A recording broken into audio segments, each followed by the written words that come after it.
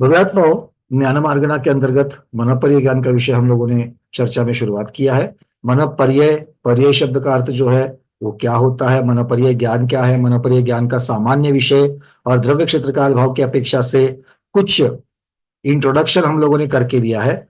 एक दो प्रश्न वहां पर धवलाजी में उठे गए। धवलाजी की पुस्तक क्रमांक 13, इसमें एक प्रश्न उठता है कि ये जीव तो अमूर्त है, जीव तो अमूर्त है, तो फिर वो रूपी पदार्थ को विषय करने वाला, मूर्त अर्थ को जानने वाला, ऐसा मनःपर्य ज्ञान के द्वारा कैसे जाना जाता है? और इसका विषय और भी अवधि ज्ञान से अल्प है, तो ऐसा विषय, रूपी पदार्थ का विषय ऐसे अमूर्त जीव के द्वारा कैसे जाना जाता है? प्रश्न सबके समझ में आ गया? जीव तो स्वयं अमूर्त है, तो अमूर्त है तो मूर्त में कैसे उसकी यहां पर जिज्ञासा हो रही, कैसे वो जान रहा है? आचार्य भगवान कह रहे हैं नहीं, क्योंकि ये जो जान रहा है वो संसारी जीव मूर्त 8 कर्मों के द्वारा अनादिकालीन बंधन से बद्ध है। मतलब जीव के पास जब केवल ज्ञान नहीं है, क्योंकि केवल ज्ञान को मूर्त अमूर्त निष्क्रिय एक्टिव ऐसे किसी भी द्रव्य से परहेज नहीं है, क्योंकि वो सभी द्रव्य पदार्थ के सभी पर्यायों को, त्रैकालिक पर्याय को जानता है, तो वहां पर तो कोई प्रॉब्लम नहीं है। किंतु जब जीव संसारी है, संपूर्ण ज्ञान नहीं है, अपूर्ण ज्ञानी है, तो भी संसारी जीव की अपेक्षा से देखेंगे तो वो 8 कर्मों का, जो 8 कर्म मूर्त है, रूपी है, उनसे ही बंध है, बद्ध है, और इसीलिए वो अमूर्त नहीं कहा जाता। तो संसारी जीव को, संसारी आत्मा को मूर्त ही कहा गया है, और इसीलिए वो मूर्त पदार्थों का, मूर्त द्रव्यों का ज्ञान कर सकता है, ऐसे आचार्य भगवान कह रहे हैं। अब जिज्ञासाकार जो है वो आगे चुप नहीं बैठ रहा है। वो कह रहे हैं आचार्य भगवान ये बात तो समझ में आ गई, किंतु स्मृति, स्मृति जो है वो तो अमूर्त है या ना? स्मृति मूर्त है कि अमूर्त है?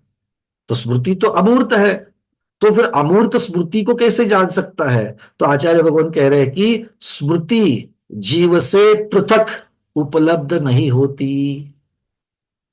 स्मृति क्या है? स्मृति ये ज्ञान का ही भाग है, और ज्ञान किसका भाग है? जीव का भाग है। और ये स्मृति किसका भेद है? मति ज्ञान का भेद है। और मति ज्ञान किसका अभिन्न अंग है? संसारी जीव का है या मुक्त जीव का है? संसारी जीव का है। मुक्त जीव में तो सारी चीजें केवल ज्ञान में हो रही है, किंतु संसारी जीव का वो अभिन्न अंग होने की वजह से, और संसारी जीव मतलब आत्म प्रदेश ही, तो आत्म प्रदेश, मति ज्ञान और स्मृति ज्ञान, इनको अलग नहीं किया जा सकता। इस प्रकार से आचार्य भगवान इसका उत्तर दे रहे हैं। अब वो कहते हैं, कल एक चर्चा और आई थी कि मोटा मोटी में हम लोगों ने इसके दो भेद देखे थे, रुजुमति और विपुलमति। तो उसमें जो रुजुमति की चर्चा है उसमें आचार्य भगवान कह रहे हैं रुजु किसे कहा है। वो कहते हैं कि मन वचन और काय का व्यापार अगर यथार्थ है, ध्यान से सुनना, मन वचन और काय का व्यापार मतलब उनकी जो प्रवृत्ति है, वो प्रवृत्ति अगर यथार्थ है, जैसे होने चाहिए वैसी, यथार्थ का अर्थ क्या होता है? जैसे है वैसी, जैसे होनी चाहिए वैसी, अगर ऐसी है तो उसको रुजु कहलाते हैं। तो फिर अनरुजु क्या है? अनरुजु मतलब कुटिल। कुटिलता किसे कहेंगे? इससे उल्टा, संशय, विपर्य, अनध्यवसाय। अगर इनके रूप में अगर मनोवचन काय की प्रवृत्ति होती है, ध्यान से सुनना, 3 चीजें कह रहे हैं, संशय, विपर्य और अनध्यवसाय। शब्द बड़े बड़े सा लग रहे हैं, अनध्यवसाय वगैरह, किंतु हमें पता है कि क्या कहते हैं, उसको देखेंगे। अनध्यवसाय आदि रूप जो मनवचन काय की प्रवृत्ति है वो कुटिल प्रवृत्ति है, और ऐसी कुटिल प्रवृत्ति को जानने के लिए विपुलमति जैसा मनपर्य ज्ञान ही चाहिए। तो फिर संशय किसे कहा? संशय तो आचार्य कहते दोलायमान ज्ञान का नाम संशय है। अब ज्ञान की अपेक्षा से उत्तर चल रहे हैं, मनपर्य ज्ञान, क्योंकि अब ये जो 3 शब्द है, संशय, विपर्य और अनध्यवसाय, ये 3 शब्द हमें पहले मिथ्यात्व में भी आए थे, श्रद्धान की अपेक्षा से आए थे। याद आ रहा है सबको? जब श्रद्धान यथार्थ नहीं हो, जब श्रद्धान संशय रूप हो, विपर्यय रूप हो या अनध्यवसाय रूप हो, तो फिर उसे मिथ्यात्व कहा गया है। तो वो मिथ्यात्व में ये तीन किसके विशेषण थे? विपर्यय, संशय आदि ये किसके विशेषण थे? ये श्रद्धान के विशेषण थे। यहां पर ये विशेषण किसको लगाए जा रहे हैं? ज्ञान को। ज्ञान संशयित होने का कारण क्या है? तो श्रद्धान संशयित होना। ज्ञान विपरीत होने का कारण श्रद्धान विपरीत होना। और अनध्यवसाय, ज्ञान अनध्यवसाय होना, आधा अधूरा अपूर्ण होना, उसे क्या कहते हैं? अनध्यवसाय। तो अपूर्णता जो है, वो श्रद्धान अगर अपूर्ण है, अज्ञानी है, तो फिर उसका ज्ञान भी अपूरा या अज्ञानी होता है। क्लियर है? तो श्रद्धान से ज्ञान, सम्यक से सम्यक ज्ञान हो जाएगा, किंतु संशय से संशय ज्ञान हो जाएगा, संशय श्रद्धान से। तो आचार्य यहां पर कह रहे हैं कि जो दोलायमान श्रद्धान की वजह से जो दोलायमान ज्ञान होता है या ज्ञान में दोलायमानता आती है, वो संशय, क्योंकि ज्ञान तो ज्ञान है, ज्ञान स्वयं तो शुद्ध है, किंतु उसको अगर श्रद्धान, गलत श्रद्धान का संसर्ग हो जाएगा तो वो मलिन हो जाएगा। इसीलिए ज्ञान में दोलायमानता आना, ज्ञान में दोलायमानता आना, ये कार्य रूप कथन हो रहा है। बातें समझ में आ रही है अरविंद जी? ज्ञान दोलायमान क्यों हो रहा है? उसका कारण श्रद्धान दोलायमान हो रहा है। क्लियर है? नहीं समझ में आ रही बातें? बड़ा इजी चल रही है। कक्षा पहली, जैनागम की कक्षा पहली, उसमें ये सारी चीजें हो चुकी है। ठीक है ना? अभी कौन सी कक्षा चल रही है? अभी कौन सी कक्षा चल रही है? 12वीं से ऊपर चल रही है, क्योंकि गोबर साहब जीवकांड पढ़ रहे हो, है ना? 12वीं के अंदर की तो है नहीं। तो समझ में आया? श्रद्धान, यहां पर आचार्य भगवान कह रहे कि संशय, क्योंकि इसके ऊपर बहुत सारी चर्चा हो सकती है। संशय ज्ञान, अरे ज्ञान कहां संशय होता है? 2000 रुपए की नोट कड़क प्रिंटिंग प्रेस से बंद करके आ गई, उसके ऊपर लिखा है क्या कि ये व्यसनी है, करके इससे व्यसन परचेस करते? नहीं लिखा। ये ध्यान भी हो सकता है व्यसन, वो तो आपके ऊपर है कि इसको मलिन करना है कि इसको पवित्र करना है। वैसे ही ज्ञान तो स्वयं में शुद्ध है, ये तो श्रद्धान गड़बड़ा गया तो ज्ञान में गड़बड़ी हो जाएगी और वो मलिन हो जाएगा। तो इसलिए कहते कि ज्ञान में दोलायमानता आना संशय ज्ञान हो गया। ज्ञान में जो अयथार्थ चिंतन है, अयथार्थ चिंतन की वजह से जो ज्ञान उत्पन्न हो रहा है, चिंतन से क्या होगा? आप कुछ चिंतन कर रहे हो तो क्या होगा? जो पहले वाला ज्ञान है या फिर नया ज्ञान जो है, वो सारा का सारा चिंतन के द्वारा, तो चिंतन का कार्य हो गया। तो चिंतन का कार्य कैसा चिंतन है? विपरीत चिंतन है। विपरीत चिंतन कैसे होता है? हिंसा करने में धर्म है, किसी ने बता दिया पुत्र नहीं हो रहा है, तो वैसे वैसे इस चीज को अर्पण कर दो, उसकी हत्या करके अर्पण कर दो तो पुत्र हो जाएगा।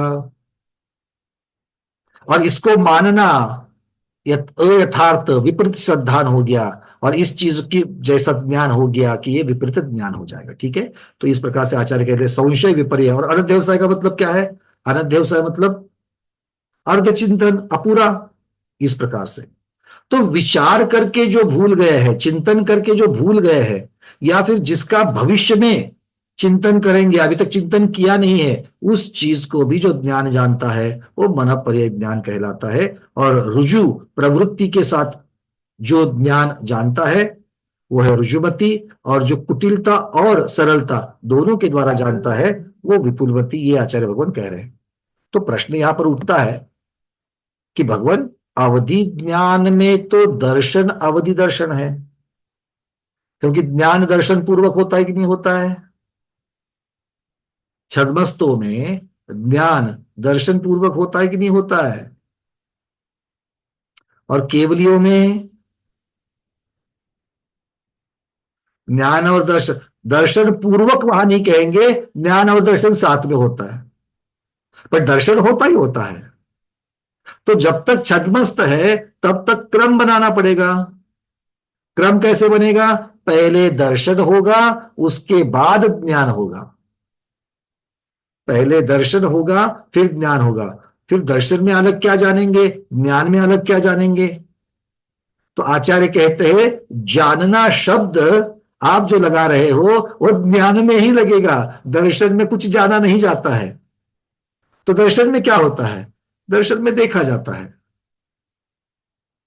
दर्शन में देखा जाता है या फिर अनुभव किया जाता है। वो अनुभव क्या है, इसके बारे में ज्ञान की परिभाषा वहां से शुरुआत हो जाएगी। ठीक है। तो अवधि ज्ञान से जो जाना जाता है, तब जैसे चित्रपट के जैसा जो चीज दिखती है आंखों के सामने, आप आंखों के सामने क्यों कह रहे हैं? आंखें बंद है तो भी अवधि ज्ञान से तो दिखना है, क्योंकि अवधि ज्ञान में आंखों से नहीं देखते। मति श्रुत ज्ञान जो है, मति ज्ञान में आंखों से देखते हैं, अवधि ज्ञान में आंखों से नहीं देखते हैं। तो अवधि ज्ञान में कहां से देखते हैं? वो जो चिन्ह उपलब्ध हुए हैं, या तो उनसे, नहीं तो सर्वांग से। ठीक है। मनोपर्य ज्ञान भी ऐसा ही है, क्योंकि मनोपर्य ज्ञान दूसरे के मति ज्ञान के ऊपर अवलंबन है, दूसरे के मति ज्ञान के अवलंब से चलता है या ना? स्वयं तो जानेंगे आत्मा से प्रत्यक्ष, किंतु जानेंगे कैसे? सामने वाले के मन में क्या चल रहा है। अब सामने वाला तो मति ज्ञान से जान रहा है, और मति ज्ञान में दर्शन कौन सा होता है? चक्षु या फिर अचक्षु दर्शन होता है। सामने वाला चुपचाप बैठा है, उसके सामने जलेबी नहीं है, उसके मन में जलेबी का चिंतन चल रहा है। अब वो कैसे कर रहा है? अपने मन के द्वारा अचक्षु दर्शन से जलेबी देख रहा है। जलेबी की लाल लाल केसरी रंग देख रहा है, उसके चिपचिपा स्पर्श को जान रहा है, गरम गरम स्पर्श को जान रहा है, मीठे मीठे रस को जान रहा है। बस इतना ही, इससे ज्यादा नहीं। ये तो आप लोग आनंद लेना चालू करोगे। ये कैसे किया उसने? ये अचक्षु दर्शन से कर दिया। हाँ या ना? आंखें बंद करो। केसरी जलेबी दिख रही कि नहीं दिख रही है? केसर के कलर का राजभोग दिख रहा है कि नहीं दिख रहा है? मोतीचूर का लड्डू दिख रहा है कि नहीं दिख रहा है? अब आंखें खोलो, कहाँ है वो सब? नहीं है, फिर भी दिखाई दिए। दिखाई दिए कि नहीं दिए? बिल्कुल नहीं दिए। अनिता पहाड़ी दीदी बोल रही नहीं दिखाई दिया। क्या दिखाई दिया दीदी फिर आपको? कुछ भी नहीं दिया। जब हमने शब्द बोले तो नहीं दिखाई दिया? ऐसा हो ही नहीं सकता है, क्योंकि आप चाहो या ना चाहो, जो कान पर आ रहा है ना, हम लोग इतने आदतन अभी तक नहीं हुए कि हमारे कान पर जो शब्द आ गए हैं या फिर आंखों से जो देख रहे हैं उसके बारे में चिंतन ना आवे। ये कब हो सकता है? जब आपका उपयोग दूसरी जगह लगा है, तभी हो सकता है, नहीं तो नहीं हो सकता। बहुत बार ऐसे होता है, आप रोटियां बना रहे हो, आपका उपयोग कहीं दूसरी जगह लग रहा है, और कितनी रोटियां बन गई, जब चार होकर के नीचे डिब्बे में चली गई, आप देख अरे चार हो गई, इसमें से तीसरी बनते हुए तो मैंने देखी नहीं, दूसरी बनते हुए तो मैंने देखी नहीं। क्यों? दूसरी तीसरी बनते वक्त उपयोग लग रहा था कहीं दूसरी जगह।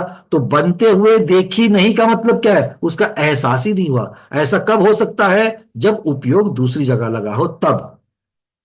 ठीक है, बातें समझ में आ रही है? अगर उपयोग लग रहा है तो बिल्कुल। और उपयोग नहीं लगाना, सोच समझकर उपयोग नहीं लगाना बड़ी बड़ी मुश्किल चीज है, क्योंकि इसी का नाम तो ध्यान है, धर्म ध्यान है।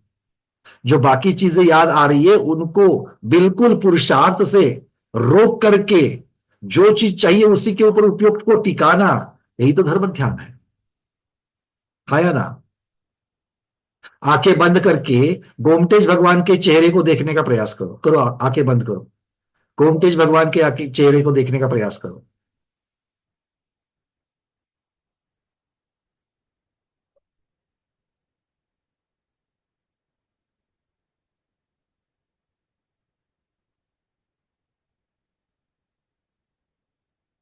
अब आंखें खोलो। 10 सेकेंड हुए। 10 सेकेंड के 10 सेकेंड पूरा का पूरा उपयोग लगा। बिल्कुल प्रामाणिकता से याद करके देखो। 10 मिनट के 10 सेकंड के 10 सेकंड क्या भगवान का चेहरा दिखा? नहीं दिखता। और कुछ दिखेगा, और कहीं तो कुछ दिमाग में आएगा, भले भगवान से संबंधित हो, आएगा, किंतु लगातार 10 सेकंड भी उपयोग लगाना, उसके लिए हर रोज की प्रैक्टिस चाहिए, तब जाकर के उतना उपयोग लग सकता है। उसमें से हमें समझता भी नहीं है कि एक आध सेकंड बीच में से हम हट करके फिर वहां पर आ गए। लगातार इतना भी लगाना, 10 सेकंड भी लगाना भी मुश्किल है, क्योंकि उसके लिए तैयारी चाहिए हर रोज की। हो सकता है, बिल्कुल हो सकता है। आप लगातार भगवान का अभिषेक देखो। अगर ऐसा कहूंगा मैं, तो आप एक एक क्रम से अभिषेक को देखते देखते देखते देखते 10 सेकंड निकाल दोगे, ये बात पक्का है। बट वहां पर अभिषेक का अवलंबन लिया गया, बहुत सारी क्रियाओं का अवलंबन लिया गया। अब इन क्रियाओं को हटाओ, सिर्फ देखने की क्रिया करो भगवान के मुख कमल को, नहीं कर पाओगे। आ रही है बातें समझ में? तो जो दर्शन, और जो दर्शन से जो मन में, अभी हमारे सामने गोमतेज भगवान नहीं है, फिर भी हमने उनको देखा। कैसे देखा? मन चक्षु से देखा। तो मन से देखा मतलब मति ज्ञान से देखा। तो सामने वाले के मन में वो मति ज्ञान से जान रहा है, और सामने बैठे वाले मन पर ज्ञानी उसी चीज को, गोमतेज भगवान को या जलेबी को ही देखेंगे, अगर उसके मन में जो चल रहा है वो, या फिर उसने कल जो चिंतन किया था, या फिर कल जो चिंतन करने वाला है उसको, अपने आत्मा से। वो अपने मन से नहीं देखेंगे, मन से सामने वाला देख रहा है। फर्क समझ में आ रहा है ना सबको? ये मनोपरि ज्ञान में बड़ी महत्वपूर्ण चीज है। ये नहीं समझा तो मनोपरि ज्ञान नहीं समझा। मनोपरि ज्ञान में स्वयं आत्मा से देखेंगे, उसमें कोई दर्शन नहीं, किंतु सामने वाले ने जो मति ज्ञान के द्वारा जाना है, मन के चिंतन के द्वारा जो जाना है, उसी को देखेंगे। इसलिए उपचार से मन का अवलंबन लिया गया। तो जहां पर मन का अवलंबन लिया गया, वहां पर मति ज्ञान में चक्षु और अचक्षु दर्शन होता है। इसलिए वही दर्शन मनोपर्य ज्ञान के साथ भी जुड़ जाता है, दूसरा और कोई दर्शन मनोपर्य ज्ञान के साथ में नहीं जुड़ेगा। सबको क्लियर है? यह प्रश्न उठता है कि मनोपर्य ज्ञान के साथ कौन सा दर्शन लगाएंगे? तो दर्शन चक्षु और अचक्षु ही लगेगा। कैसे लगेगा? दूसरे की अपेक्षा से लगेगा। स्वयं तो भगवान जो है मनोपरि ज्ञानी जो महाराज है, वो तो आत्मा से ही जानेंगे। ठीक है, चलिए। पंकज जी, हाँ चर्षि। इसके लिए आधुनिक जो यांत्रिक व्यवस्था है उसका अपन उदाहरण यूं दे सकते हैं क्या? गोमटेश बाहुबली का अभिषेक हो रहा है श्रवण बेरगुला में। हम यहाँ बैठे हुए सीधा लाइव देख नहीं सकते हैं, सीधा आंखों से देख नहीं सकते, लेकिन बीच में टीवी को जब अगर हमने माध्यम बनाया तो टीवी के माने चैनल के माध्यम से वहां जो भी घटना घटित हो रही है उसको अपन सीधा देख सकते हैं। लेकिन माध्यम टीवी का है, 1000 किलोमीटर दूर का दृश्य अपन देख नहीं सकते, वह सामर्थ्य नहीं, लेकिन लाइव के रूप में अपन उसको अवश्य देख सकते हैं। ऐसा ही मनोपर्य ज्ञान के चौपशम से मुनिराज पर के मनोगत विषय को अपने ज्ञान का विषय बना लेते हैं, लेकिन पर की मनोगत दूसरों के मन को माध्यम बना करके वह जिस किसी भी विषय का चिंतन कर रहे, बशर्त वह विषय मूर्तिक होना चाहिए, मूर्तिक पदार्थ संबंधी होना चाहिए, चाहे वह पदार्थ रूप हो चाहे व्यक्ति रूप हो। पदार्थ माने यहाँ पर वस्तु हुआ, और व्यक्ति विशेष की जो भी पर्याय घटना विशेष है उसको मुनिराज जान सकते मन पर्याय ज्ञान से। मन में पर्याय माने अवस्था विशेष जो है, लेकिन स्वकीय मन से नहीं, परकीय मन के मन को आधार बना करके कि कौन क्या विचार कर रहा है। अभी आप यहाँ बैठे हुए मन में विचार यह कर सकते हैं, मुझे यूरोप जाना है, अमुक अमुक देश में जाना है, अमुक अमुक शहर जाना है, अमुक अमुक व्यक्ति से मुझे मिलना है। अगर ये विचार आप कर रहे बैठे बैठे, और उसी समय मनोपर्य ज्ञानी अपने ध्यान का विषय आपको बना ले, और पंकज जी शाह के मन में क्या विचार चल रहे, तो आपके मन के माध्यम से वह मुनिराज जिस जिस देश का आपने विचार किया उस देश संबंधी व्यक्ति संबंधी विषय वस्तु को अपना ज्ञान का विषय बना सकते हैं। यह मानव परिज्ञान की विशेषता है। बिल्कुल ठीक गुरुदेव, बिल्कुल ठीक। और आपने जो टीवी का भी उदाहरण दिया बिल्कुल सटीक बैठता है, क्योंकि दूसरे के माध्यम से वहां पर तो आपके जब शब्द सुन रहा था तो और एक चीज मुझे दिमाग में आ गई कि इसको मति ज्ञान की विषय क्षमता को जो बढ़ाना है वो भी कह सकते हैं। जैसे हम अपने चक्षु से तो नहीं देख सकते, मतलब आपने जो मनोपर्य ज्ञान के साथ में उसका जो उपयोग किया वो तो है ही है, किंतु मति ज्ञान के लिए भी जो यहां पर बैठ करके भी जो चक्षु इंद्रिय का जो विषय नहीं है, उस चक्षु इंद्रिय के विषय को मैंने टीवी के माध्यम से एक्सटेंड कर दिया। तो इस तरीके से भी हम लोग इसको कर सकते हैं। जैसे अभी जितने भी लोग यहाँ पर अपने घरों में बैठे हैं वो साक्षात मेरे आवाज को मति ज्ञान से नहीं सुन सकते हैं, किंतु जूम मीटिंग के माध्यम से वो मेरी आवाज को फिर से वसी वही मति ज्ञान से ग्रहण कर सकते हैं। इस प्रकार से ये बीच में एक एम्पलीफायर जैसी है, एक और एक साधन आ गया, जो साधन आपके मति ज्ञान के विषय को दूरी, जो विषय का जो प्रमाण है उसको बढ़ा सकता है। इस तरीके से हम लोग कह सकते हैं। जी।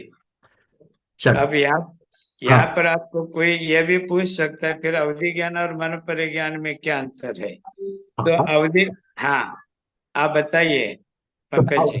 नहीं गुरुदेव, आदि आप भी सुन के आप बताइए। अवधि ज्ञान बहुत बहुत विषय की अपेक्षा से भी बहुत बड़ा है, और वहां पर उनको दूसरे किसी की आवश्यकता नहीं है, वो स्वयं ही जानेंगे।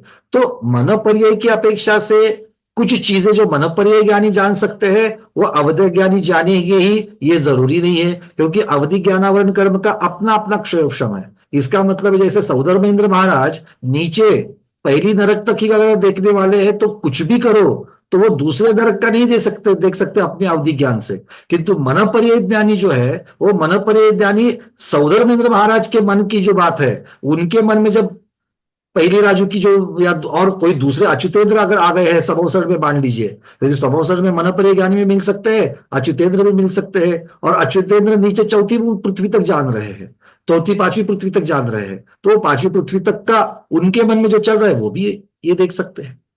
तो जी मनोपर्यय ज्ञानी दूसरे के ऊपर रहना, तो उसके लिए कुछ चीजें प्लस और माइनस, माइनस हमें नहीं कहना चाहिए, उसके जो पॉसिबल है और जो पॉसिबल नहीं है, और अवधि ज्ञान में कुछ पॉसिबल है कुछ पॉसिबल नहीं है, ये चीजें हम लोग देख सकते हैं।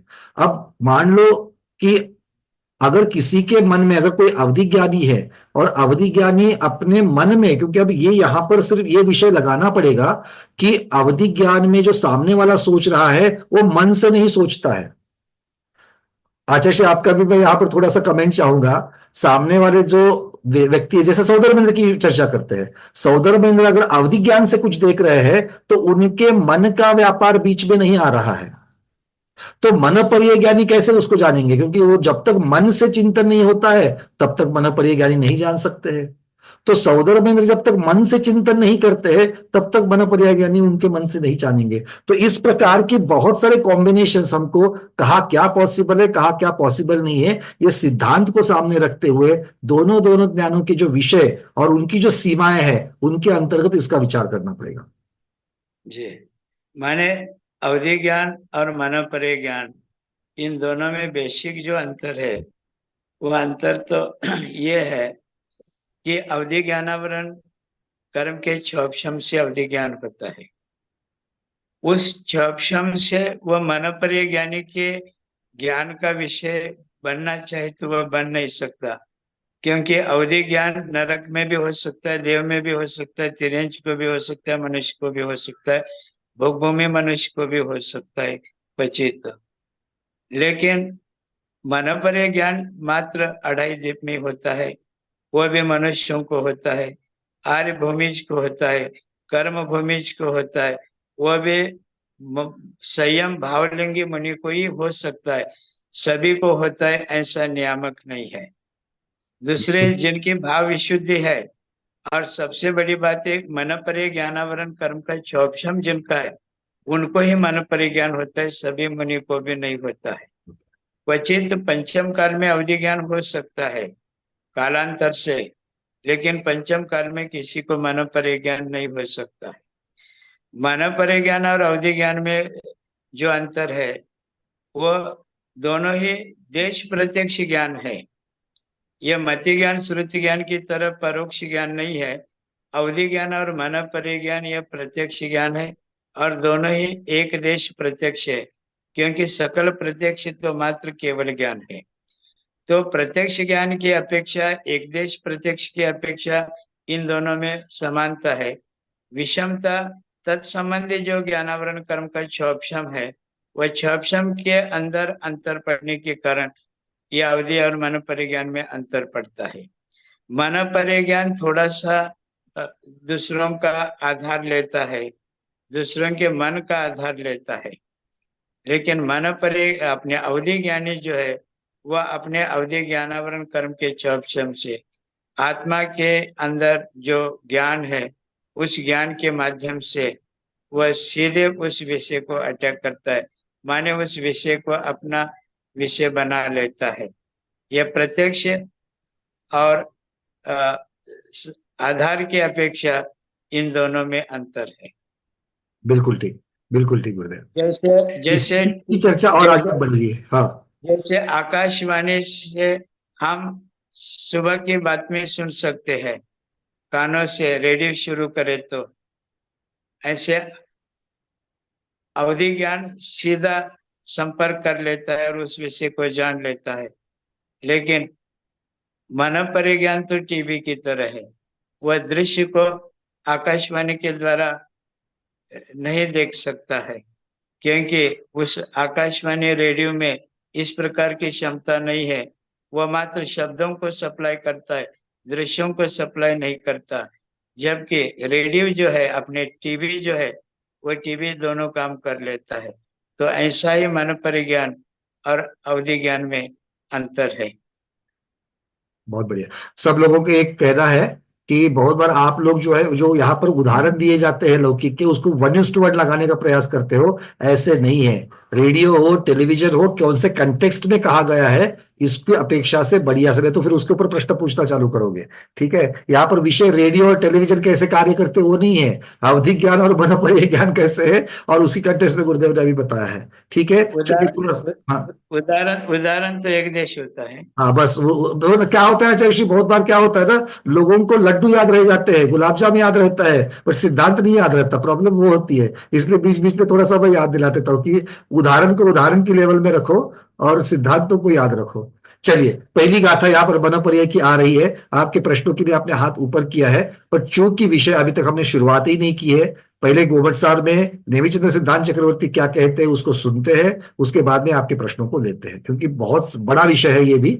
अवधि ज्ञान के इतना बड़ा नहीं है, बट काफी दिन चलेगा, तो पहले एक एक चीज को ले लेते हैं। ठीक है, तो चलिए, पहली गाथा मनोपर्य ज्ञान का जो स्वरूप है वो बताने के लिए आचार्य भगवान यहाँ पर बता रहे हैं। शेयर कर रहा हूं, गाथा क्रमांक 438।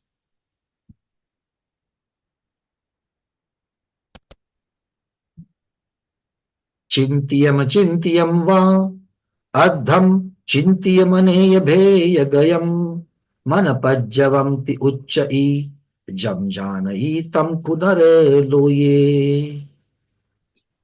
चलिए, क्या क्या देखते हैं यहाँ पर आचार्य भगवान क्या क्या कह रहे हैं, देखिए।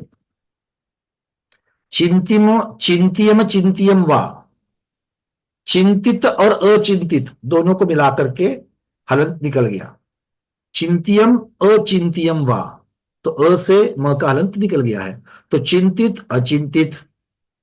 उसके बाद अद्धम व अद्धम, तो अर्धचिंतित। इतना क्या है, चिंतिय मनेय भेय गयम, अर्थात इत्यादि भेद युग चिंतन के भेद युक्त द्रव्य को मनुष्य लोक में मनपज्जवंति उच्चई, मनुष्य लोक में जो जानता है, जम जानई कहां पर, तम खु नर लोये, जो मनुष्य लोक में जो जानता है वह मन पर्य ज्ञान कहा गया है। तो जो जानने वाला है, क्या जानने वाला है, विषय को जानने वाला है। कौन से ज्ञान से जानने वाला है, मन पर्य ज्ञान से जानने वाला है। और इसीलिए यहां पर नरलोक में होने की चर्चा किसकी चल रही है, मन पर्य ज्ञानी की चल रही है। तो मन पर्य ज्ञानी जब वो स्वयं मनुष्य लोक में रहता है तभी जानता है। अभी ऐसा कह रहे हैं। ठीक है, अब कौन मनुष्य लोक में है, किसको होता है, क्या वो मनुष्य लोक से बाहर जाते हैं क्या, जिसके मन की बात है वो मनुष्य लोक की अपेक्षा से ये चर्चा क्या है, आगे अपने आप आ जाएगा। ठीक है। आचार्य कह रहे हैं कि परकीय मनोगत अर्थ मन कहलाता है। अब यहां पर द्रव्य मन, भाव मन, इनकी ही चर्चा नहीं है, तो मन में चिंतन करे जाने वाला जो विषय है, जो पदार्थ है, जो अर्थ मतलब जो पदार्थ है, जानने योग्य द्रव्य है, उसे ही तो यहां पर अर्थ कहा गया है, और उस अर्थ को ही मन कहा गया। देखो, आप गुलाब जाम को मिठाई कहते कि नहीं कहते हो? क्यों कहते हो? उसमें मिठास होती है इसलिए। तो गुण की वजह से गुणी जाना गया कि नहीं जाना गया? गुण की वजह से गुणी जाना गया, और गुण के नाम से जाना गया। ये मिठाई है क्योंकि इसमें मिठास नाम का गुण है। वैसे ही यहां पर आचार्य भगवान कह रहे हैं, जो मन में उत्पन्न होता है वो विषय भी मन ही कहलाता है। जो मन में उत्पन्न होता है, जो मन के द्वारा भी जाना जाता है, जो मन के द्वारा चिंतन किया जाता है, उस विषय को भी यहां पर मन ही कह रहे हैं। ठीक है। चलिए, पर्याय में परि शब्द का अर्थ होता है सभी ओर से, और अय शब्द का अर्थ होता है विशेष। पर्याय शब्द को भी यहां पर विभाजित करके बता रहे हैं, परि और अय। तो परि शब्द है सभी सभी ओर से, और अय का अर्थ है विशेष। तो मन का पर्याय अर्थात सर्व तरफ से जो विशेष है, और विशेष मतलब अलग है, स्पेशल की बात नहीं कर रहे यहां पर, अलग है, और अलग है मतलब पर्याय है। इसकी चर्चा हमने कल कल क्लास में की थी। विशेष मतलब अलग, और अलग मतलब पर्याय। ठीक है। अलग अलग गुण मतलब गुण में जो अलग अलगता आती है, वही तो गुण की पर्याय है, गुणी की पर्याय है। तो इसका अर्थ है कि मन का पर्याय अर्थात मन की पर्याय जो होती है वो मन पर्याय कहलाती है।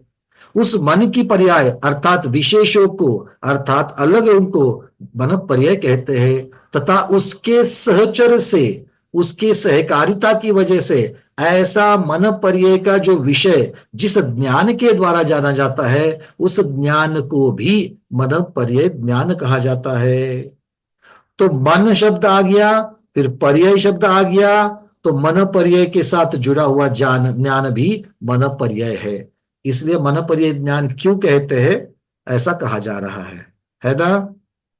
किसी किसी के दिमाग में चल रहा है, भैया हमने तो पूछा ही नहीं था कि इसे मन पर्याय क्यों कहते हैं, हमने तो एक्सेप्ट कर लिया था कि इसे मन पर्याय ही कहते हैं, फिर आप ऊपर से इतना क्यों बता रहे हो? हाँ या ना? दिमाग में चल रहा है कि नहीं चल रहा है? और ये आपके लिए नहीं बता रहे गोबर साहब ने जीवकान में, वो विशेष जिज्ञासु रहते हैं ना कि मन पर्याय ज्ञान क्यों रखा रहेगा नाम इसका, वो ऐसा हाथ रख के वो सोचने वाले जो है ना, उनके लिए बताया है। ठीक है ना? हम कौन सी पर्याय में है? अगर वो ऐसे वाली पर्याय में तो हमारे लिए बताया है, नहीं तो फिर हम लोग तो उसको आज्ञा समझ से, अरे भाई अधिगमज नाम की भी तो कोई चीज होती है, अरे बोलो हाँ। इसीलिए हर एक चीज, आप देखो ये बड़े बड़े ग्रंथ जो है ना, इसमें किसी भी चीज को सीधे तरीके से आपके ऊपर थोपा नहीं जाता है। जो पहले से सिद्ध है, शुद्ध है, प्रमाणित है, उसको भी आचार्य भगवान पुनः पुनः उसकी प्रमाणता को सिद्ध करते हैं, व्याकरण के द्वारा, शब्दार्थ के द्वारा, विशेषार्थ के द्वारा, भावार्थ के द्वारा, न्याय के द्वारा, सिद्धांतों के द्वारा। ठीक है।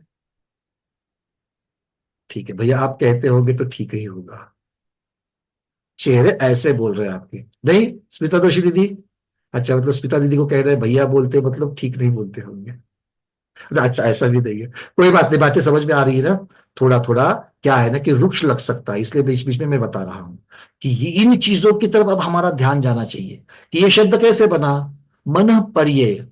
ये शब्द क्यों बना, पर्याय शब्द का अर्थ क्या होता है, फिर पर्याय में क्या क्या शब्द आ रहे हैं, उसको इस तरीके से क्यों कहा, आचार्यों ने किस तरीके से इसको सिद्ध किया, इसकी तरफ अब स्वाध्याय का ध्यान जाना चाहिए। ठीक है, क्लियर है? क्योंकि ये हमारे ज्ञान की प्रगल्भता है।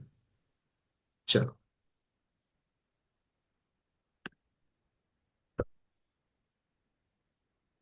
मन का शब्द क्या पंकज, है? अन्य जीव के मन में चिंतवन से प्राप्त हुआ विषय, उसे मन कहा। और पर्यय मतलब पर्येति, जानता है। पर्यय शब्द का यहाँ पर पर्येति की अपेक्षा से बताया, जानता। तो तीन प्रकार का विषय। पहला विषय है चिंतित, जो भूतकाल में चिंतन किया हो। अर्धचिंतित, जो वर्तमान में चिंतन किया जा रहा हो। और अचिंतित, जिसका चिंतन अभी तक नहीं हुआ है, भविष्य में होगा, वो अचिंतित है। पंकज जी, हाँ जैसे मन परिज्ञान मुनियों को होता है, और दूसरों के मन में क्या विचार चल रहे हैं इसका ही वह विचार करते बैठे, तो क्या उनकी बहिर्मुख प्रवृत्ति नहीं कही जाएगी? दूसरे तो संसारी जीव, मनुष्य हो चाहे कोई भी हो, वो तो राग द्वेष मोह की बातें सोचेंगे, ईर्ष्या द्वेष की, मत्सर की भावना से प्रेरित होकर के कुछ भी विचार करेंगे।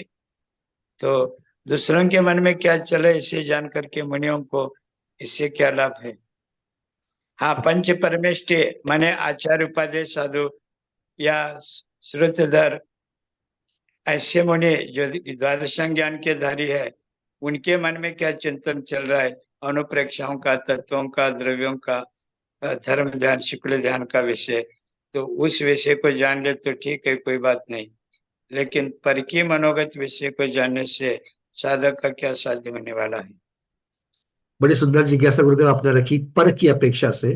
किंतु हमें ये जानना है कि मनोपरीय ज्ञान छठे गुणस्थान से लेकर 12वें गुणस्थान तक है। तो पर को ना जानने की जो बातें हैं, वो ऊपर ऊपर के गुणस्थान में उस प्रकार के विकल्प हो जाएंगे। किंतु जब छठे गुणस्थान में है, सरागी अवस्था में है, प्रवृत्ति अवस्था में है, तो यह स्वाभाविक है कि जीव वहां पर प्रमत्त है। और प्रमत्त जब है तो वह सविकल्प होगा, सविकल्प है तो जानने की जिज्ञासा होगी। अब जानने की जिज्ञासा होना उस गुणस्थान की अपेक्षा या उस पर्याय की अपेक्षा, उस अवस्था विशेष की अपेक्षा से बिल्कुल स्वाभाविक है, साधारण है। जैसे ये मोबाइल है, इस मोबाइल को जानना, जानना इसका अर्थ यह नहीं होता इसका गलत उपयोग करना। ज्ञान की अपेक्षा से इसको यथार्थ जानना, यह छठे गुणस्तर में बिल्कुल हो सकता है। इसे श्रुत ज्ञान से जाना जा सकता है। यहां तक तो आगम इतना भी कहता है कि आपको आजू बाजू चीजों में जितनी भी चीजें आपको साक्षात कार्य रूप दिखती है, वो सारा का सारा श्रुत ज्ञान है, ऐसे जानना चाहिए। इसीलिए जो श्रुत ज्ञान का ही भाग है, उसे जानने में, यथार्थ रूप जानने में, इसमें कोई भी गलत नहीं कह सकते, उसका निषेध नहीं किया जा सकता है, क्योंकि वहां पर मुनिराज सविकल्प अवस्था में ही है। और सविकल्प अवस्था में, सरागी अवस्था में होने की वजह से इस प्रकार के विकल्प होना, प्रमत्त विकल्प होना, यह स्वाभाविक है। अब बात आती इसके आगे। अब विकल्प होने के बाद जब वो जान रहे हैं, तो जितना जान रहे हैं उसमें से कौन सी चीज को ले रहे हैं? नीर और क्षीर दोनों मिलकर के आपके कटोरे में आ गया है, और मुनिराज राजहंस है। अब उसमें से सिर्फ क्षीर का ही ग्रहण करना, यही मुनिराज करेंगे। जो भावलिंगी मुनिराज है, अगर मान लीजिए कि वो मनोपरि ज्ञान से बहुत सारी चीजें जान रहे हैं, जैसे वो गोमतेज भगवान का अभिषेक भी जान रहे हैं, तो गोमतेज भगवान के अभिषेक को जानते वक्त अभिषेक के जो द्रव्य है, उन द्रव्य में उनकी आसक्ति ना जाते हुए भगवान का जो वितरागी रूप है, भगवान किस प्रकार से कायोत्सर्ग में खड़े हैं, उसकी तरफ उनका मुदिराज का जो उपयोग है वो उसमें ज्यादा लगेगा। जैसे कोई स्वाध्यायी, उसके हाथ में अगर मोबाइल दिया जाएगा, तो वो मोबाइल का उपयोग, या मैं यहां तक कहूंगा आज के अगर मुदिराजों के पास भी अगर आईपैड हो या फिर मोबाइल भी क्यों ना हो, किंतु उनका उपयोग मुख्यतः से उसमें प्रवचन सुनने की तरफ, वीडियो में शांति धाराएं, अभिषेक आदि को देखने के लिए, पीडीएफ को पढ़ने के लिए, जो आगम के ग्रंथ होते हैं, इन सबको पढ़ने में अगर उनका उपयोग लगता है, उस प्रकार के विकल्प होते हैं, तो इसे धर्म ध्यान माना जाएगा, ना कि आर्द्र रौद्र ध्यान माना जाएगा। इसीलिए आपके प्रश्न का पहला उत्तर कि मुनिराज ऐसा क्यों करते हैं या फिर क्यों करेंगे, तो ये अवस्था ही ऐसी है जहां पर उसका निषेध नहीं किया जा सकता कि वो सविकल्प प्रबत्त अवस्था है, इसलिए उसका निषेध नहीं किया जा सकता नीचे के गुणस्थान में, छठे गुणस्थान में प्रमुखता से। किंतु इसके आगे भावलिंगी मुनिराज जो दिख रहा है, उसमें से क्या ग्रहण करना है, वो अपने विवेक की अपेक्षा से, अपने समिति गुप्ती की अपेक्षा से ही वो निर्णय करके भावलिंगी मुनिराज अपने भावलिंग को बरकरार रखेंगे। इस तरीके से हमें चिंतन करना चाहिए। ये उनको उस मनपर्य ज्ञान को एक साधन के रूप में, अपने आत्म कल्याण का साधन के रूप में वो उसका उपयोग जरूर कर सकते हैं, जी रादर करेंगे, ऐसा मुझे कहना चाहिए, क्योंकि हम भावलिंगियों की चर्चा कर रहे हैं। जी फिर वो अवधि ज्ञान के साथ में भी वही है, और फिर मनपर्य ज्ञान के साथ में भी वही है। क्योंकि जो श्रुत ज्ञान से मुझे जानने में अड़चन आ रही है, और मेरा श्रद्धान, क्योंकि गुरुदेव मैं अपना स्वयं, अगर मैंने पहले भी बोल चुका हूं, अगर मुझे अभी श्रुत ज्ञान से मैं जितना कर्म सिद्धांत को जान पा रहा हूं, विसरसोपचय को मैं जान पा रहा हूं, कार्बन शरीर को जान पा रहा हूं, और उतनी टेक्निकलिटी सुन करके जो मेरा आगम के प्रति जो श्रद्धान दृढ़ हो रहा है, अगर मैं अवधि ज्ञान से उस प्रक्रिया को देख सकूं, अगर मैं मनपर्य ज्ञान से ऐसी प्रक्रियाओं को जान सकूं, तो मेरा श्रद्धान असंख्यात गुना जल्दी दृढ़ हो जाएगा और उसके अविभाज्य प्रतिच्छेद बच जाएंगे। ये पक्का है। जी जी। माने परोक्ष और प्रत्यक्ष में ये जो फर्क। ज्ञान होता है वो श्रद्धा की दृष्टि से भी ज्ञान होता है, सूक्ष्मता की दृष्टि से भी ज्ञान होता है। बिल्कुल ठीक। हाँ, उसका उपयोग किस प्रकार से करेंगे, और भावलिंग है तो जो योग्य उपयोग है वही करेंगे, इस प्रकार से हम लोग उसको सोचना चाहिए। जी जी बट आपने बड़ी जिज्ञासा सामने ऐसी, मतलब सोचने पर जब मजबूर होते हैं, अरे वो तो पर है, तो पर के बारे में सोचने की क्या जरूरत है, किंतु ये अवस्था ऊपर के गुणस्थानों में आ जाएगी। क्योंकि जब हम चर्चा करते हैं कि शुक्ल ध्यान में जब आरूढ़ होंगे, तो पहले शुक्ल ध्यान में जहां पर 8वां 9वां 10वां ये 3 गुणस्थान है, जब तक आपको मोहनीय कर्म का नाश करना है और इसके पश्चात घाती कर्म का नाश करने के लिए जो 12वें गुणस्थान में जो दूसरा शुक्ल ध्यान है, दोनों शुक्ल ध्यानों में श्रुत ज्ञान का ही सहारा लेना पड़ता है, और उसके साथ साथ में धर्म ध्यान के साथ शुरुआत में, बाद में शुक्ल ध्यान का सहारा। मतलब ज्ञान कौन सा, श्रुत ज्ञान का ही सहारा लिया गया है। और श्रुत ज्ञान में स्व के साथ साथ में परद्रव्य तो आएंगे ही आएंगे, श्रुत ज्ञान में जी स्व आएगा ऐसा कह ही नहीं सकते हैं। तो जब जब श्रेणी आरोहण करने वाले पर के सहारा लेकर के श्रेणी आरोहण करके स्वयं के आत्मा का कल्याण कर सकते हैं, संपूर्ण ज्ञान को प्राप्त कर सकते हैं, तो फिर अवधि और मनपर्य को तो हम उसका निषेध नहीं कर सकते। तो अवधि ज्ञानी और मन परिज्ञानियों को जो ज्ञान होता है वह ज्ञान भी श्रुत ज्ञान के अंतर्गत का ही ज्ञान कहा जाएगा? क्या श्रुत ज्ञान से और ये बाय प्रोडक्ट जिसको अपन कहे ऐसा कुछ और भी अलग से ज्ञान है क्या? क्योंकि छाक्षमी ज्ञानियों का जो ज्ञान है वो 11 अंक 14 फुट तक ही होता है, उससे परे तो नहीं होता। उसके परे जो कुछ है वो तो केवल ज्ञान ही कहा जाएगा। तो मन परिज्ञानी और अवधि ज्ञानियों का जो ज्ञान है वो क्या श्रुत ज्ञान के अंतर्गत आने वाला ज्ञान कहा जाए? क्या उसे अधिक प्लस रूप में ज्ञान कहा जाए? नहीं गुरुदेव, प्लस बहुत सुंदर, क्योंकि कर्म के क्षयोपशम की अपेक्षा से जब देखेंगे, तो एक ही गुण के, एक ही ज्ञान गुण के हमने भेद करे हुए हैं।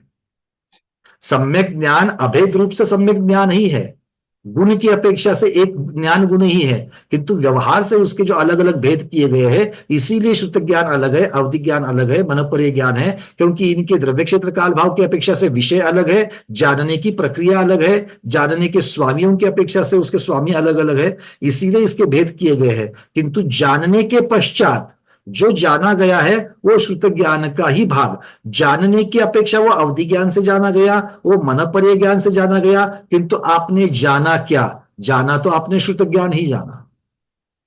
क्योंकि अवधि ज्ञान से आपने क्या जाना, परमाणु को जाना, परमाणु के भाव की अपेक्षा से परमाणु के गुणों को जाना।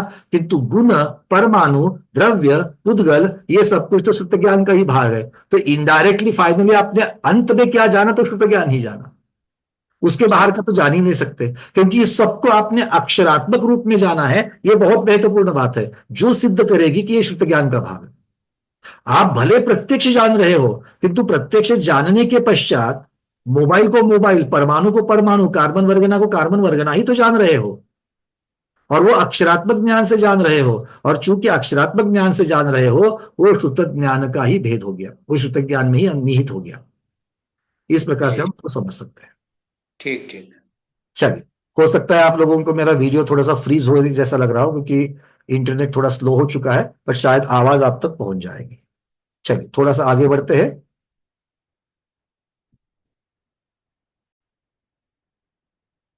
अब फिर से हम लोग कुछ प्रश्न उठते हैं कि भाई ये मनपर्य ज्ञान तो आपने तीन तो भेद किए, ये तो समझे, चिंतित, अर्धचिंतित, अचिंतित, किंतु ये उत्पन्न कहाँ होता है, इसका उत्पत्ति स्थान कौन सा है। तब आचार्य कह रहे हैं, जिसको चार्ट में आपको बताया गया है उसी चार्ट को मैं यहां पर बता रहा हूं, जिनके सामने पीडीएफ ना हो वो इस चार्ट को देख लेना। ये कहाँ उत्पन्न होता है, तो द्रव्य मन के आत्म प्रदेशों में उत्पन्न होता है। किसके, दूसरे के, स्वयं के नहीं। क्योंकि इसका रास्ता कैसे है, सामने वाला जीव जो है, जो चिंतन कर रहा है मति ज्ञान के द्वारा, उसके मन में ये उत्पन्न हो रहा है, और जानने वाले कब जानते हैं, अपनी आत्मा से जानते हैं। इसलिए जब भी आप द्रव्य मन के आत्म प्रदेशों में उत्पन्न होता है, द्रव्य मन के आत्म प्रदेशों में उत्पन्न होता है, मतलब क्या है कि द्रव्य मन तो ये पुद्गल हो गया, उसके अंदर भी तो आत्म प्रदेश लगे कि नहीं लगे हैं। द्रव्य मन के अंदर बिल्कुल, जो उसकी आभ्यंतर निवृत्ति की अपेक्षा, क्योंकि मन क्या है, वो भी इंद्रिय है, नो इंद्रिय है, तो उसको भी तो निवृत्ति होगी, आभ्यंतर निवृत्ति, बाह्य निवृत्ति, तो उसके अभ्यंतर निवृत्ति में ही वो लगा हुआ है, ठीक है। और आत्म प्रदेश उसके द्वारा जानते हैं। कब जानते हैं, तो कहते कोई पूछे तो भी जानते हैं, नहीं पूछे तो भी जानते हैं। अर्थात मनपर्य ज्ञान में जब उपयोग लगता है तभी मनपर्य ज्ञानी जानेंगे, तब तक मनपर्य ज्ञानी नहीं जानेंगे, उपयोग लगना चाहिए। ये मनपर्य ज्ञान किसे होता है, उसके स्वामी कौन है, आगे इसका बड़ा डिटेल्स में आएगा वर्णन, किंतु यहां पर कह रहे हैं वर्धमान चारित्र सहित, बड़े शब्दों की तरफ ध्यान देना।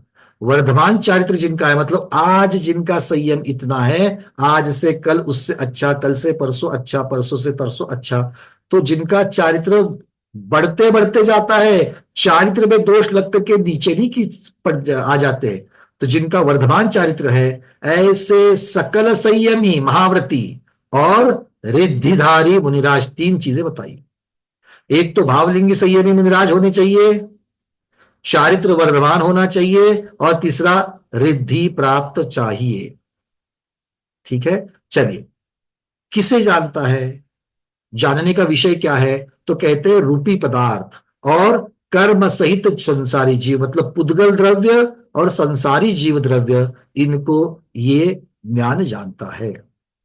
अब चलते अगली गाथा की तरफ, 439 नंबर की गाथा, जहां पर मनपर्य ज्ञान के भेदों की चर्चा आचार्य भगवान कर रहे हैं। मैं थोड़ा जल्दी चल रहा हूं यहां पर, क्योंकि ये चीजें हमने पहले डिस्कस की गई है।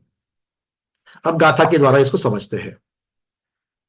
मन पज्जवम च दुविहम उजु विविलमदिति उजुमदिति विहा उजु उज उजु मनवयने काये गदत्त विषयातिनियमेन।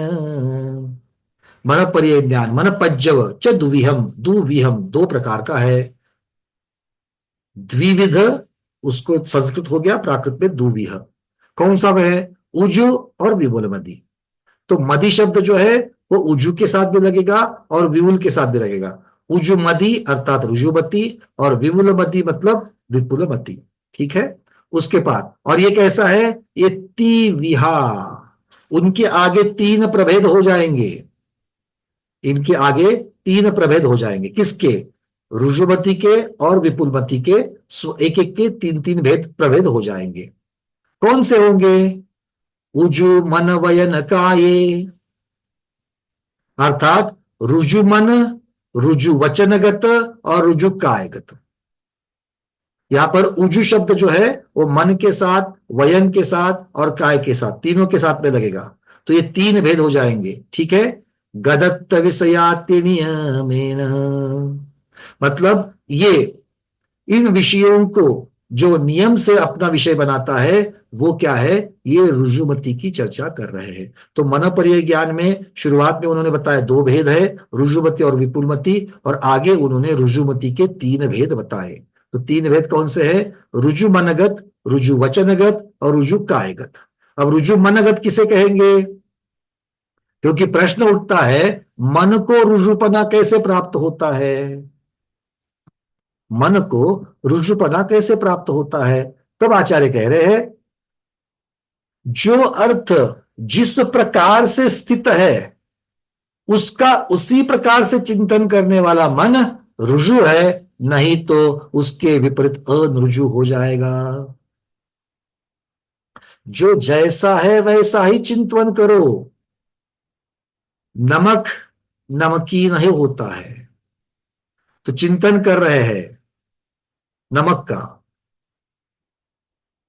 तो नमकीन है। तो नमक का नमकीन की अपेक्षा से अगर आप चिंतन कर रहे हो तो वो यथार्थ चिंतन है। अगर मान लो मन में चिंतन चल रहा है, आज बहुरानी ने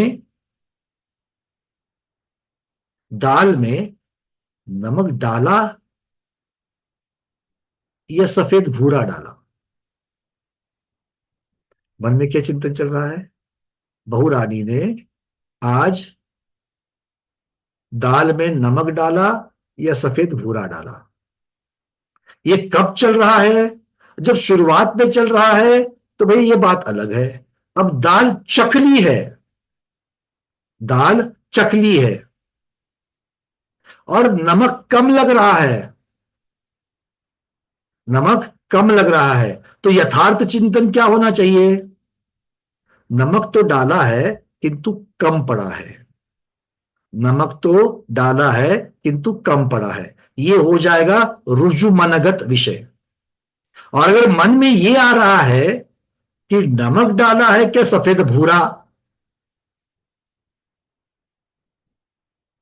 क्यों सफेद भूरा डालते नमक की जगह पर, तो जितना नमकीन लग रहा है उतना नमकीन तो लगता क्या। पर मन में क्या है? कटुता है। और मन में कटुता है इसलिए मुख पर नहीं आई, वचनों में नहीं आई, तो भी मन में विचार चल रहा है नमक डाला है कि भूरा डाला है। ये क्या हो गया? कुटिलता आ गई। क्योंकि यथार्थता क्या है? चखने के पश्चात पता तो चला है कि नमक तो डाला है किंतु कम है, और फिर भी ऊपर संशय लिया जा रहा है। तो संशय लेते ही क्या हो जाएगा? कटुता आ जाएगी और वो अमृजु में चला जाएगा। फर्क समझा कि नहीं समझा? हाँ, तो कल से क्या करना है? कौन बोला बहुरानी को बताना ही नहीं है? नहीं नहीं, मैंने ऐसा नहीं कहा। मैंने क्या बताया? सोचते वक्त क्या हम रुजु सोच रहे कि नहीं सोच रहे हैं? मन में राग द्वेष की अपेक्षा से नहीं सोचना है। बिटिया ने डाला होगा तो अरे ठीक है, कभी कभार कम पड़ जाता है। और बहू ने डाला होगा तो नमक डाला है कि भूरा डाला है।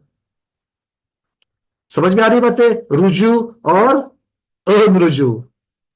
हाँ, अब ये क्या करना है? मन पर्याय ज्ञान तो अपनी जगह पर है, वो जब होगा तब होगा। तब तक के लिए करना क्या है? हाँ नीरज जी, बिल्कुल सही। जैसे हो वैसे ग्रहण करना चाहिए। नीरज जी कैसे? जैसा नमक पड़ा है उसको ग्रहण करना चाहिए, तभी तो गृहस्थी चलती है कि नहीं? ये बोलने से गृहस्थी नहीं चलती। वो तो और आगे की, ये तो जीवन में पढ़ाया हुआ ज्ञान बता रहे हैं, हम यहाँ पर मनोपर्य ज्ञान की चर्चा कर रहे हैं। तो मनोपर्य ज्ञान में रुजु और कुटिलता दोनों समझ में आ गई बात है। कुटिलता होने के पीछे, क्योंकि कुटिलता तभी होती है जब राग द्वेष होते हैं। स्वयं के प्रति राग, दूसरे के प्रति द्वेष, ये कुटिलता का कारण। ठीक है, चल। अब कहते हैं वचन में रुजुपना कैसे आता है? अब जानना तो बड़ा सही है। अब वचन में रुजुपना कैसे है? तो कहते हैं जो अर्थ जिस प्रकार स्थित है, जो अर्थ, अर्थ मतलब जानने योग्य विषय, जैसे स्थित है, जैसे साक्षात है, वैसे ही उसके बारे में वचन बोलना, ये क्या कहलाता है? ये रुजु वचन बोलते हैं। नहीं तो फिर वो कुटिल वचनों में आ गया। अब इसके उदाहरण आप खुद कर लेना, सारे कटाक्ष मैं थोड़ी बताऊंगा। नहीं तो क्या होगा? हम लोग तो 24 घंटे बिना कटाक्ष के जीते हैं, और पंकज भैया दिन में 24 घंटों में कटाक्ष के साथ ही जीते हैं, ऐसा अर्थ निकलेगा उसमें, है कि नहीं है? नहीं नहीं, थोड़ा सा चिंतन आप लोग कर लेना। ठीक है, चलो। काय में रुजुपना कैसे आता है? जो अर्थ जिस प्रकार से स्थित रखा है उसी प्रकार से अभिनय के द्वारा, अभिनय मतलब यहां पर ड्रामा नहीं कहना, अभिनय मतलब एक्शन के द्वारा, काय की चेष्टाओं के द्वारा दिखाना, उसी को। मतलब क्या है? चेहरे से तो बता रहे हैं क्या बढ़िया हो गया है। चेहरे से क्या कह रहे हैं? आपने शब्द तो नहीं बोले, कैसा हो गया भोजन, ऐसे। और खाते वक्त कितना खाया? एक रोटी। एक रोटी खाए तो पता चलता है, जो ऐसे ऐसे कर रहा है वो एक रोटी में भोजन पूर्ण करेगा क्या? नहीं। इसीलिए कहते हैं कि ये कार्य के द्वारा किया गया रुजु और अदृजु है। ठीक है, चलिए। अब यहां पर यह विषय नहीं है कि सामने वाले को क्या लगेगा, ठीक है ना, मैनर्स क्या होते हैं, इसकी चर्चा नहीं चल रही है। यहां पर रुजु और कुटिल इसके अर्थ समझाए जा रहे हैं। अब कहते हैं कि उनमें से जो रुजु अर्थात प्रगुण होकर मनोगत अर्थ को जानता है वह रुजुवती मन परे ज्ञान है। मन में चिंतन गए पदार्थ को ही जानता है, अचिंतित, अर्ध चिंतित और विपरीत स्वरूप से चिंतित अर्थ को नहीं जानता। यह रुजुमती का बड़ा विशेष है कि रुजुमती अगर मन में चिंतन नहीं हुआ है, रुजुमती मन में चिंतन नहीं हुआ है तो उसे नहीं जानता। संशय, विपरीतता, कुटिलता, इनसे अगर किसी चीज का चिंतन किया गया है, रुजुमति मन पर ज्ञानी नहीं जानेंगे। उपयोग लगेगा तो भी कुछ नहीं दिखेगा उनको। ठीक है, क्लियर है? इसको कैसे समझेंगे? बहुत बार लोग बोलते कि इसको नहीं समझ, हमें समझ में नहीं आता इसमें कैसे कहते हो। देखो, आप भोजन करने के लिए बैठे, चार पांच लोग बैठे हैं, चार पांच लोग बैठे हैं, और रविवार का दिन है, आपका नमक का त्याग है, साथ में मीठे का भी त्याग है। कहने के लिए क्या जाता है, मीठे का भी त्याग है, नमक का भी त्याग है, और पांच लोगों के लिए वहां पर सामने अलग अलग वहां पर व्यंजन बने हैं। आपको रोटी भी दी गई, बाकियों को भी रोटी दी गई, उसके बाद में नमकीन, वहां पर नमकीन बना था, लौकी के पकोड़े। अब लौकी के पकोड़े में नमक डाला था तो बाकी चार लोगों को परोसा गया, आपकी थाली में परोसा नहीं गया। खीर आ गई, आपका मीठे का त्याग है, बाकी चार लोगों को परोसा गया, आपकी थाली में नहीं आई। अब आप अपनी थाली की तरफ जब देख रहे हो तब आपको खीर और नमकीन दिख रहा है क्या? दूसरे के थाली की नमकीन और खीर की तरफ आपका ध्यान जा रहा है क्या? नहीं जा रहा है। रस त्याग वाले का नहीं जाएगा, आपका नहीं पूछ रहा, रस त्याग वाले का नहीं जाएगा। क्यों? क्योंकि वो मेरा विषय ही नहीं है। अच्छा, ये थोड़ा समझने के लिए कठिन है, और थोड़ा दूसरा उदाहरण दे दूं मैं। आप जब मार्केट में जाते हो, बहुत जगह पर ऐसे मार्केट होती है जहां पर सब्जियां बेची जाती है और सब्जी के बाद में कुछ अभक्षों की भी दुकानें होती है, या फिर सब्जी के मार्केट में आलू प्याज भी बेचे जाते हैं। तो एक जैन महिला जब सब्जी लेने के लिए या पुरुष अगर मार्केट में निकलता है तो आजू बाजू में जैसे वो देख के जाता है, भाई टिंडे है, लौकी है, पालक है, मेथी है, उसमें तो आप जा जा करके देखोगे। जहां पर आलू प्याज है उसके स्टॉल की तरफ आपका ध्यान जाकर के भी आपका ध्यान गया जैसा होता है क्या? मतलब क्या है, वो आपको दिखाई नहीं देता, आपके मतलब का नहीं है, दिखाई नहीं देगा। मतलब होता तो है मंडी में, किंतु उसकी तरफ आपका ध्यान ही नहीं जाता।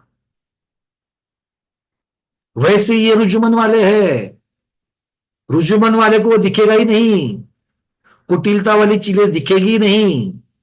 आ रही बात है समझ में? इस प्रकार से इसको समझना चाहिए। नहीं बोले गए, आधे अधूरे बोले गए और विपरीत रूप से बोले गए अर्थ को नहीं जानता। अब वचन की अपेक्षा से वर्णन, जो बोला ही नहीं गया, कल बोलोगे कि नहीं बोलेगे आपको पता है, पर बोला नहीं गया अब तक, और आधा अधूरा बोला गया, अभी तक संपूर्ण नहीं हुआ है वचन, या फिर विपरीत वचन चल रहे हैं, इन तीनों को भी मना परे ज्ञानी, कौन सा? रुजुमति मना परे ज्ञानी नहीं जानेगा। अब प्रश्न यहां पर उठता है, रुजु वचनगत मन परे ज्ञान को रुजुमति मन परे ज्ञान संज्ञान नहीं प्राप्त होती, वचन को प्राप्त नहीं होती है। वो तो मन में चिंतन जब तक नहीं होता तब तक तो नहीं होना चाहिए, क्योंकि मन में जो चिंतन होता है उसी को मन परे ज्ञानी जानते हैं। या तो वचन की बातें चल रही है, आप वचन के शब्द क्यों बता रहे हो? तब आचार्य श्री कह रहे कि नहीं, क्योंकि यहां पर भी रुजु मन के बिना रुजु वचन की प्रवृत्ति नहीं होती। भले हमको आदत नहीं होने की वजह से उसकी सूक्ष्मता समझ में नहीं आती है, किंतु सौज्ञी जो जीव होते हैं वो पहले मन में चिंतवन होता है और बाद में वचन आते हैं। भले हम कितना भी बोले, अरे सोच समझ कर बोल, क्या अगर बोलते कि नहीं बहुत बार, सोच समझ कर बोल, तो उसने सोच समझ कर ही बोला रहता है, किंतु क्या बोलना चाहिए इसका विवेक नहीं रहता है। सोच समझ करके वो सोच ही उसकी अविवेकी है, इसलिए अविवेकी सोच से सोचकर वो बोल रहा है। हम क्या कहते हैं, सोच समझ करके बोल, मतलब बिना सोचे मत बोला, ऐसा कहते हैं। किंतु कोई भी संगी प्राणी जो है वो सोच करके ही बोलता है। ये आचार्य भगवान कह रहे हैं कि रुजु मन के बिना रुजु वचन की प्रवृत्ति नहीं होती, और रुजु अभिनय की, रुजु काय की भी प्रवृत्ति रुजु मन के बिना नहीं होती।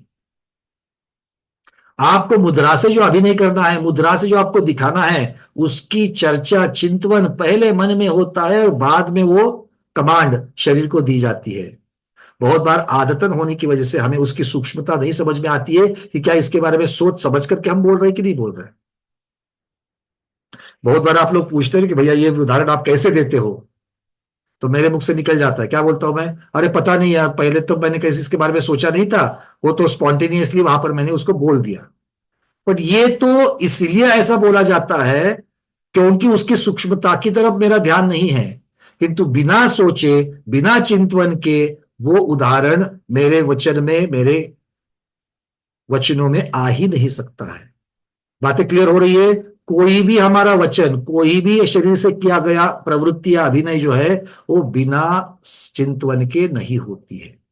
सौज्ञी प्राणी, इसलिए हम लोग सौज्ञी कहलाते हैं। क्लियर है भाई? समझ में आ रही है बातें? चलिए, समय है कि पूरा हो रहा है, और थोड़ी सी एक गाथा शायद हो जाएगी। नहीं, विपुलमती को और आगे जाने से पहले थोड़ा सा और शंका समाधान या रुजुमती के ऊपर और कुछ चर्चाएं आ रही है। अब आचार्य यहां पर कहते हैं कि चिंतित अर्थ को कहने पर यदि जाना जाता है तो मनपरे ज्ञान को तो श्रुत ज्ञान कहना चाहिए। क्या कहते हैं? आपने सोचा और सोच करके बोला, और बोल करके आपने जो बोला है उसको आपने ग्रहण किया, तो फिर तो वो श्रुत ज्ञान हो गया। आया ना? भगवान की दिव्य ध्वनि गंधर्व भगवान सुनते हैं, बीज रूप पदों को लेकर के आपको उपदेश सुनाते हैं, तो वो सारा का सारा श्रुत ज्ञान में आता है कि नहीं आता है? फिर यहां पर आप वचन के द्वारा जो कहा गया सामने वाले के, उसको आप श्रुत ज्ञान में क्यों नहीं लेते, उसको मनपरीय ज्ञान में क्यों लेते? प्रश्न समझ में आ गया? अब आचार्य श्री कह रहे नहीं, क्योंकि ये राज्य या ये राजा कितने दिन तक समृद्ध रहेगा, ऐसा चिंतन करके, ऐसा ही कथन करने पर यह ज्ञान चूंकि प्रत्यक्ष से राज्य परंपरा की मर्यादा और राजा की आयु स्थिति को जानता है, अतः इस ज्ञान को श्रुत ज्ञान मानने में विरोध आता है। क्योंकि वचनों के द्वारा जितना कहा गया है उतना ही श्रुत ज्ञान जानता है, किंतु मन परे ज्ञान वचन को आधार बना करके भूत भविष्य को जानता है। फर्क समझ में आ रहा है? वचन को आधार बना करके भूत भविष्य को कैसे कह रहे हैं ये राजा कितने दिन तक समृद्ध रहेगा, मतलब ये राजा कितना दिन तक राज्य करेगा, या इसकी आयु कितनी है, ऐसा कोई सवाल आता है। तो चर्चा किसकी चल रही है? सामने वाले के वचन में क्या बताया गया है? ये राजा, राजा का निर्देश कर दिया उसने। अब श्रुत ज्ञानी जान पाएगा क्या ये कितने दिन तक जीवित रहने वाला है, उसमें कितने दिन तक राज्य करेगा? नहीं जान पाएगा। किंतु मनपरीय ज्ञानी, यह राजा ये कहने मात्र से, जिस राजा का चिंतन उस जीव के मन में आ गया, उस राजा के बारे में जो चिंतन किया गया है, नहीं किया गया, इन चीजों को भी जान सकते हैं। ये आचार्य भगवान यहां पर कह रहे हैं, क्योंकि उसके बारे में, उस राजा के बारे में जो चिंतन किया गया है वो उसको जानते हैं। राज्य परंपरा की मर्यादा मतलब कब तक राज्य करेंगे, और आयु स्थिति को भी जानते हैं।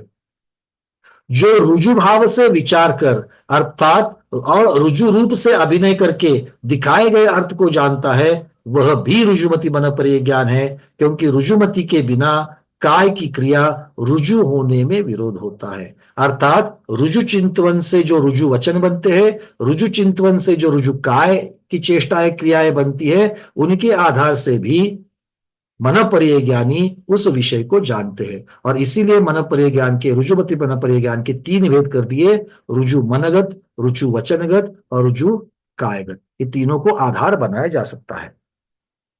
अब आगे जिज्ञासाकार प्रश्न पूछ रहा है, यदि मन परिज्ञान इंद्रिय, नो इंद्रिय, योग आदि की अपेक्षा किए बिना उत्पन्न होता है, क्योंकि इन सब की अपेक्षाएं तो मति ज्ञान में होती है, मन परिज्ञान में नहीं है, तो वो दूसरों के मन, वचन और काय के व्यापार की अपेक्षा किए बिना ही क्यों नहीं उत्पन्न होता?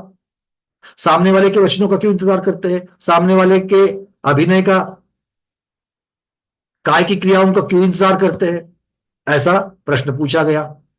तब आचार्य भगवान कहते कि नहीं, क्योंकि विपुलमति मन परिज्ञान की उस प्रकार से उत्पत्ति देखी जाती है, मतलब भले रुजुमति में ना हो, किंतु विपुलमति में इन सब की अपेक्षा से भी, बिना अपेक्षा किए भी इनकी, इसलिए पूरा का पूरा जब आप मन परिज्ञान की चर्चा करते हो, उसमें रुजुमति और विपुलमति दोनों आते हैं। विपुलमति ये ऊपर का मन परिज्ञान है और वहां पर इनकी अपेक्षा नहीं होती, ऐसा कह रहे हैं। रुजुमति मन परिज्ञान उसकी अपेक्षा किए बिना क्यों नहीं उत्पन्न होता? मतलब रुजुमति मन परिज्ञान विपुलमति के जैसा क्यों नहीं है कि वो बिना व्यापार वचन का प्रवृत्ति या बिना काय की प्रवृत्ति भी जान नहीं सकता है क्या? क्यों नहीं ऐसा? तो आचार्य कहते हैं कि मन परिज्ञानावरण कर्म के क्षय की विचित्रता है, अर्थात उसकी ताकत रुजुमति मन परिज्ञान में इतनी ताकत नहीं है या इतनी विशेषता नहीं है कि वो बिना रुजु मन, बिना रुजु वचन और बिना रुजु काय के जान ले। तो उनकी प्रवृत्ति के बिना, उन प्रवृत्ति भी, वचन और काय भी क्यों ना हो, उसके पीछे मन की ही प्रवृत्ति होती है, किंतु ये तीनों को आधार बना करके रुजुमति वाले जानते हैं, क्योंकि उनका क्षयोक्षम उतना ही है, अर्थात उनके ज्ञान की विशेषता उतनी ही है। आगे शंकाकार पूछ रहे हैं, रुजुमति मन परिज्ञानी मन से अचिंतित, अर्थात जिसका चिंतन नहीं किया गया है, वचन से अनुक्त, जो वचनों से नहीं बोला गया है, और अनअभिनित अर्थात काय से भी जो व्यक्त नहीं हुआ है, उसको क्यों नहीं जानते हैं? वही प्रश्न थोड़ा सा अलग तरीके से पूछा गया। तब आचार्य भगवान कहते हैं कि उसके लिए लगने वाला विशिष्ट अक्षरोपशम है, और उस विशिष्ट अक्षरोपशम का अभाव रुजुमति मन परिज्ञानी में होता है। ये तो वही बात हो गई।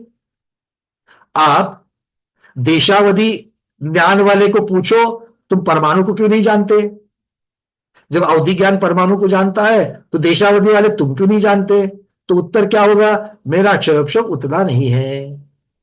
अगर कल श्रुतज्ञानी को पूछा जाएगा, अरे श्रुतकेवली को श्रुतज्ञानी से, श्रुतज्ञान से, वो तो 11 अंक 14 पूर्व को जानते हैं, तो पंकज जी आप क्यों नहीं जानते? आप भी तो श्रुतज्ञानी हो।